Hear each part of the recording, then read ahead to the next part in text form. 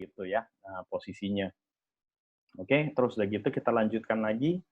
Yang penting masih semangat terus. Nah, ini sekarang saya tanya dan kita ada beberapa contoh, masih aktif nggak sih teman-teman kita ini di masa COVID ini? Ya kan masih kok. Ini ada beberapa teman nih dari Dream Home Modern Land, ya kan Bu Cynthia masih masih masang spanduk, masih masih viewing, masih ketemuan orang. Ini masih ngelisting bareng di kantor, ya kan, dan terus-terus. Nah, kegiatan-kegiatan ini masih bisa dan masih bisa terus dilakukan gitu loh. Memang mungkin berkurang nggak seperti biasanya. Ini dari Pak Amin, ya kan, masih terus ngantar customer, masih masih apa site visit dan lain-lain itu masih terus berjalan gitu. Cuman memang berkurang dan kita mungkin lebih banyak seperti yang tadi saya bilang kita kerjainnya online dulu. Udah benar-benar serius mau ketemu, baru kita tetap bawa. Namanya properti itu masih ada personal touch-nya, ya kan, kasarnya mereka tuh harus lihat, mereka harus rasain, oh lingkungannya kayak gimana, bentuk rumahnya atau bentuk propertinya, rukonya masih bagus nggak kondisi dan lain-lain gitu. Saya sendiri juga masih muter, ya kan, kita juga masih, ini kemarin saya ke Sentul, masih site viewing buat persiapan project-nya, jadi kita masih normal kok gitu loh, masih masih bisa berjalan. Dan kalau orang bilang masa-masa ini takut jalanan ditutup atau misalnya diblokir, enggak, mereka cuman pemeriksaan, paling yang penting jangan lupa masker, ya kan, misalnya kayak itu alat-alat itunya kita bawa semua, itu masih masih lolos gitu loh. Nah, terus udah gitu, ini ada contoh sukses, saya cuplikan beberapa juga, ya kan, teman-teman kita nih, selamat semua ya.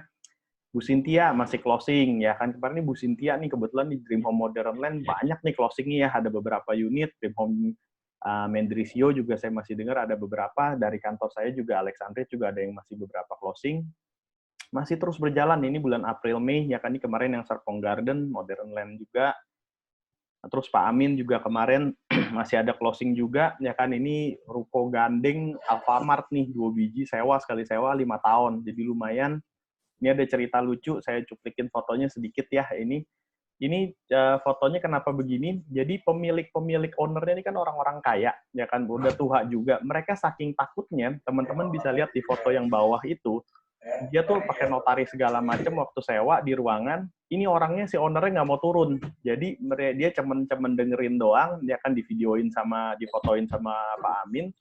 Terus dia mau tanda tangannya itu suratnya sampai dibawa ke mobilnya, itu aja disemprot-semprotin segala macem gitu loh, baru dia tanda tangan ini. Jadi dia sama sekali nggak mau ketemu, cuman dia mau hadir, dia yang tanda tanganin asli gitu. Jadi memang orang ada yang takut, ada yang parno, ya itu wajar lah ya. Tapi transaksi masih bisa dijalanin nggak? Jalan, transaksi masih bisa jalan terus selama teman-teman kita di sini bisa semangat, bisa jalanin terus, ada kok gitu loh closing-closingnya gitu ya. Nah, ini fokus kita kemana? Ini yang tadi saya bilang, promosi dan penjualan online dulu. Yang penting kita cari dulu, kita pancing dulu customer-customer ini, nanti begitu udah mulai serius, kita tarik, ya kan? Yang fokus yang paling utama adalah terus beriklan. Jangan lupa pokok iklan, itu yang saya bilang. Tiap hari kita usahain, mau iklan di WA, kayak mau di website, kayak mau di yang lain-lain, itu nggak apa-apa. Yang penting jalan terus gitu, jangan kita stop, ya kan. Ini media-media apa aja, ya kan, ini tadi saya bilang, dari sosmed juga ada, dari web portal kita juga ada, sendiri, ya kan, dan ini nanti bisa dibantu sama teman-teman admin juga buat inputnya. Ini enak kalau di Dream Home, jadi kita punya tim admin yang benar-benar support sekali untuk bantu jalanin ya semua proses-prosesnya. Sebagian yang penting teman-teman tuh dari marketing siapin foto, data, semuanya lengkap dulu, masuk ke admin, tinggal admin nanti yang bantu proses selanjutnya gitu. Itu jadi kita udah siapin sistemnya juga, udah cukup jago-jago adminnya juga ya. Nah, terus kenapa digital marketing nih secara singkat? Penggunanya digital marketing ini paling banyak, ya kan, sosial media, terus yang dari baca-baca website dan lain-lain, ya kan. Jadi ini adalah salah satu aparatus yang paling murah yang kita bisa gunain, dan saya cukup yakin teman-teman juga udah cukup fasih gunainnya, nggak terlalu susah, cuman pasang foto-foto, ya kan, terus masukin di itu kata-kata, orang dapat mancing kita gitu. Ini tadi saya bilang juga, sekarang ini banyak orang yang iseng, pemakaian internet, pemakaian sosmed dan lain itu naik pesat di masa work from home sekarang ini gitu loh. Karena kenapa ya, mereka iseng di rumah, jadi mereka lebih banyak waktu, mereka sering-sering lihat, ya kita iklan-iklan terus gitu. Ini nanti biar nih cepet aja sekilas, nanti copy slide-nya saya kirim ya ke grup masing-masing, jadi bisa dibaca ulang lagi. Ini adalah aplikasi-aplikasi yang berjalan apa aja ya kan, mau sebagian besar udah tahu mungkin dari WA, Facebook, Instagram, bahkan kita bisa jualan di OLX dan lain-lain. Itu teman-teman bisa ya pasang-pasang iklan rumah juga gitu. Pasang aja 1-2 biji yang bagus-bagus yang utama, itu gunanya buat apa ya, kita buat mancing gitu loh. Selama kita ada waktu ya kita spend sedikit ke sana lah gitu. Tetap jangan lupa dari semua aplikasi atau online atau sosmed dan lain-lain itu adalah tools. Kita bilangnya hanya itu kita gunakan untuk kegunaan kita promosi. Tapi tetap hasil akhirnya adalah di orangnya, di diri kita sendiri sebagai marketing mesti pinter. Jadi kita mesti bisa kasarnya kasih apa kita punya apa ya, personal touch lah, jadi cara negonya gimana, terus cara kita apa ngedrive customernya, harganya dan lain-lain itu tetap ada pengaruhnya di kita juga gitu loh, ke pribadinya. Nah, ini terus beberapa contoh ide kita kalau di sosmed ini secara cepat, jangan setiap kali juga hard selling juga ya kasarnya. Ini tips and tricksnya buat biar banyak viewernya, biar orang-orang nggak bosan. Kalau tiap hari kita jualan terus rumah harga 1M segini segini segini, terus besokan jual lagi rumah harga 3M segini segini, besokannya ruko harga gini gini.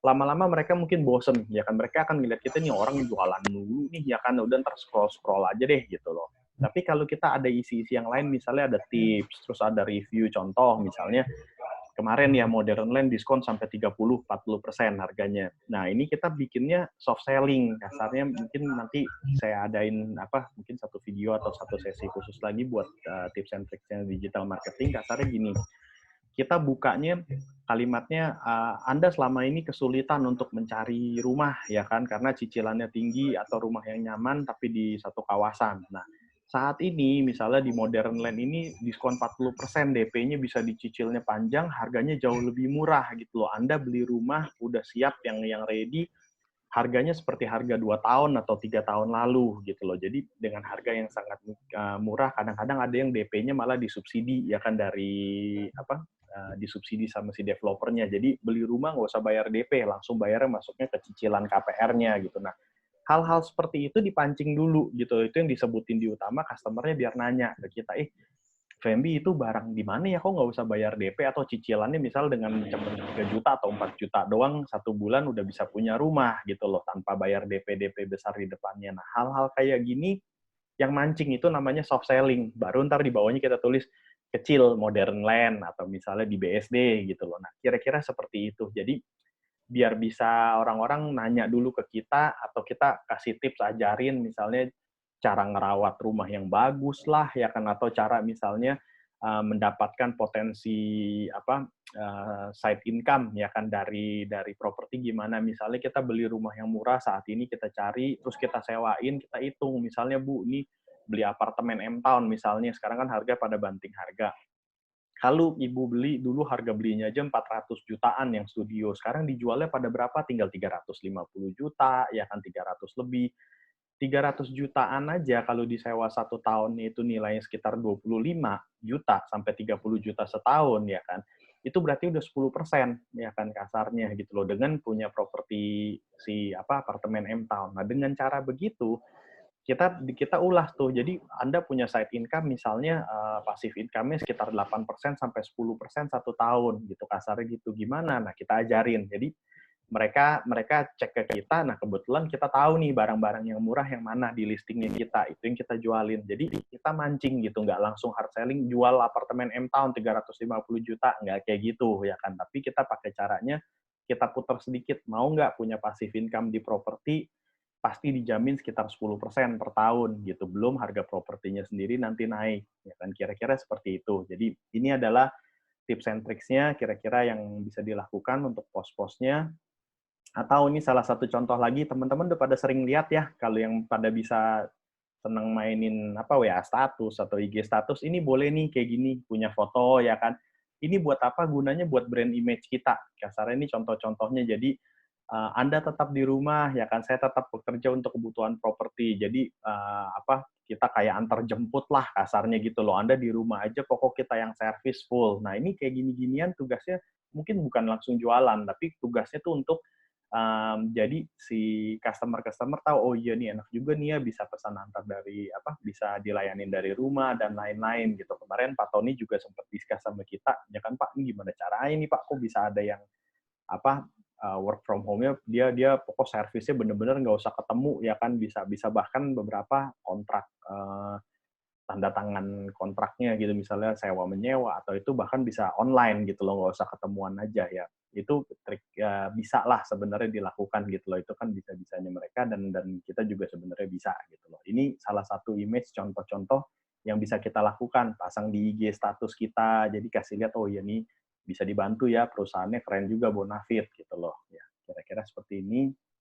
Nah, jangan lupa di masing-masing kantor Dream Home, setahu saya juga pasti ya punya Instagram, punya Facebook. Nah, biasanya ini mungkin untuk admin ya. Nah, untuk admin yang jalanin, jangan lupa kalau kita ngepost misalnya namanya Fembi, ya kan, atau misalnya namanya Amin, itu biasanya kita tag juga IG-nya si marketingnya itu siapa. Nah, IG-nya marketing nanti dia repost ulang lagi. Ini gunanya apa? Buat bolak-balik biar lebih banyak exposure kasarnya gitu loh ke si marketingnya juga, ke kantornya juga, biar mancing teman-teman viewer kita, misalnya dari customer-nya atau dari agent lain bisa ngelihat iklan kita dan nanya gitu loh akhirnya. Ya, kira-kira seperti itu.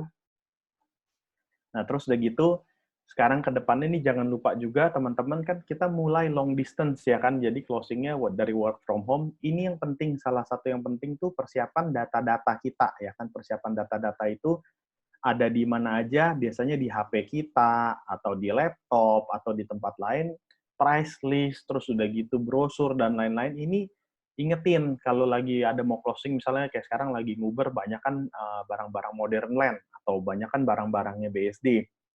Nah, itu brosur-brosur segala macam disiapin di HP. Jadi kalau begitu si customer nanya, minta dong site plan-nya atau minta available stock-nya, hitungin dong price list-nya berapa. Nah, itu kita udah siap semua. Jadi karena biasa kan kalau di kantor enak ada yang kantor. Kalau kayak kantor saya, kadang-kadang aja kan seminggu ini jalannya paling bukanya sehari, 2 hari gitu. Nah, seperti itu agak-agak repot ya. Jadinya kita harus siapin bahwa teman-teman nih bisa sambil bergerak sendiri juga, datanya ada siap sedia gitu loh, nggak harus nunggu-nunggu ngecek dulu, ntar customer-nya keburu kabur, sayang kalau kayak gitu. Nah, terus termasuk cara bayar dan lain-lain, kita juga mesti bisa, mungkin teman-teman hari ini udah jalanin Zoom video call udah beberapa sering ya, jadi udah mulai ngerti nih kalau misalnya mesti teleponan atau video call sama si customer, jangan ntar suaranya masih nggak bisa keluar, videonya nggak keluar gitu, jangan kayak gitu ya. Jadi kita mesti kelihatannya, oh udah cukup ngerti nih, cukup hebat gitu untuk jalaninnya. Kira-kira gitu. Oke. Konsistensi ini penting, jangan lupa ya kan. Jadi dari hari ke hari, jangan hari ini, wow saya lagi rajin nih, habis meeting iklan banyak ya kan. Minggu depan ntar udah lupa lagi gitu loh. Jangan. Itu yang perlu kita terus jalanin. Jadi konsisten seminggu berapa kali terus kita iklan, kita kontak dan lain-lain. Yang penting jangan pernah lose contact sama customer atau existing customer atau bahkan orang network customer kita yang baru. Itu yang paling penting sekali.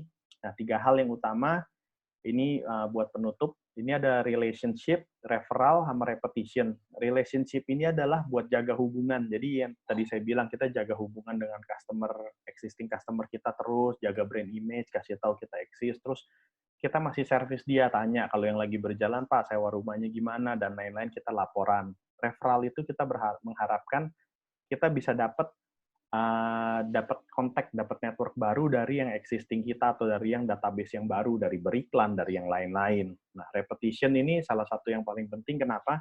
Kalau kita udah punya relationship sama customer yang ada, kita berharap semoga nanti kalau dia mau jual rumahnya lewat kita lagi, atau dia mau beli barang rumah baru atau sewa atau bahkan saudaranya itu lewat kita lagi gitu. Itu kira-kira 3 hal yang fokus utama kita yang perlu kita lakuin. Nah, ini jangan lupa online meeting, teman-teman pada banyak yang tanya, memang sekarang ini banyak sekali ya online meeting, Zoom meeting ini, Zoom meeting itu, perlu nggak? Perlu menurut saya. Selama kalau lagi sempet, hadirin. Ada yang seminar, ada yang R&D, biasanya setiap seminggu ada 1-2 kali, terus yang timnya project atau yang lain-lain dari developer, itu selama masih sempat hadirin. Ya, kenapa? Itu buat refresh kita, otak kita jadi, oh ya update-nya sekarang apa, yang lagi perkembangan yang terakhir yang bagus apa. Nah, itu yang kita perlu gitu loh sebenarnya, nggak usah maksa tiap kali, tapi begitu kalau ada kesempatan boleh didengar-dengerin. Dan beberapa saya lihat juga dan saya sering ikutin itu cukup bagus gitu loh, ada inspirasi, ada ide-ide baru dan lain-lainnya ya.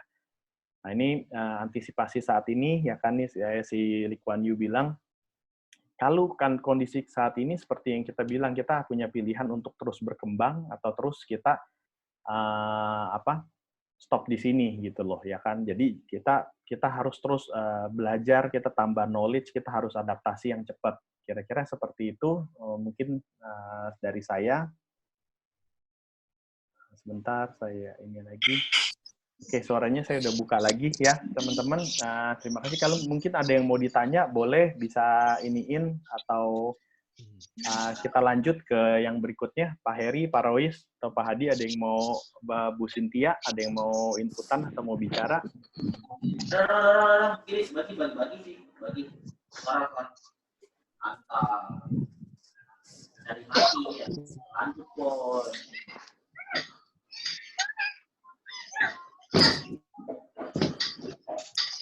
Oke, teman-teman ada yang mau ditanya nggak ya dari tadi?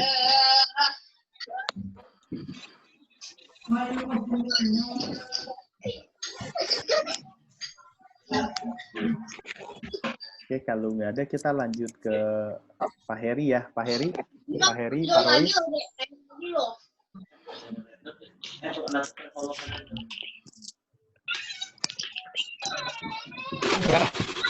Halo, iya Pak Heri, ya silakan Pak. Di saya audionya nggak bagus nih Pak. Kedengaran nggak? Kedengar sih Pak. Yang lain saya mute dulu ya, Pak Heri ya. Bentar Pak. Boleh. Biar lebih jelas.